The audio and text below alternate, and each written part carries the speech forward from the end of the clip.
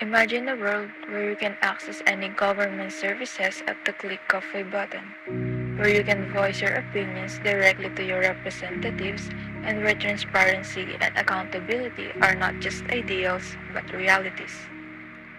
This is not a distant dream, but a reality that is being shaped by e governance. Today, we are here to delve into this fascinating world of e governance, a transformative approach that leverages the power of technology to bring government services to the fingertips of citizens.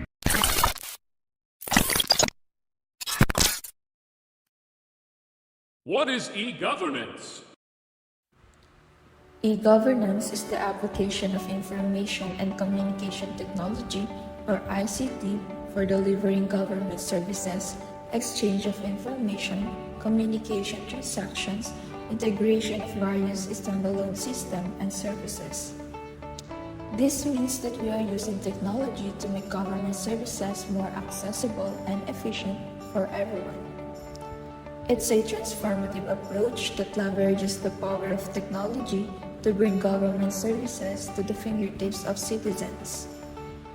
The main focus of e-governance is to provide transparent, equitable, and accountable services delivery to the citizens. This means that we want to ensure that everyone has equal access to government services and that these services are delivered in a fair and transparent manner. It's about making sure that no one is left behind in the digital age and that everyone can benefit from the advantages of technology. E-governance involves the use of ICT to streamline government processes, improve communication, and deliver public services efficiently. This means that we are using technology to make government operations more efficient and effective. It's about harnessing the power of digital tools to make government more responsive and agile. What are the objectives of e-governance? As for the objectives of e-governance are manifold. E-governance aims to make every information of the government available to all in the public interest. Create a cooperative structure between government and the people, and increase people's participation in the governance process. This means that we want to ensure that everyone has access to government information and that they can participate in the decision-making process. It's about empowering citizens with information and giving them a voice in governance. Another thing is that e-governance also aims to reduce government spending on information and services, promote and enhance public involvement in the governance process, lessen governmental corruption, and make things easier for businesses. This means that we want to make government operations more cost-effective and to encourage public participation in governance. It's about making government more efficient and accountable and fostering a culture of transparency and integrity. What makes e-governance more advantageous in terms of its features? E-governance raises the transparency, accountability, efficiency, effectiveness, and inclusiveness in the governing process. It ensures people's participation in the governing process through electronic means like email, websites, SMS connectivity, and others. This means that we are using technology to make it easier for people to participate in the governance process. It's about making governance more participatory and inclusive. It refers to the utilization of IT in the country's democratic processes itself, such as the election. This means that we are using technology to make the electoral process more efficient and transparent. It's about leveraging digital tools to strengthen democracy and ensure fair and free elections. It improves public government relations, reduces expenses, accelerates revenue growth, and raises administrative transparency. This means that we are using technology to improve the relationship between the government and the public, and to make government operations more cost-effective and transparent. It's about building trust between the government and the citizens, and making government more responsive and accountable. What is importance of e-governance?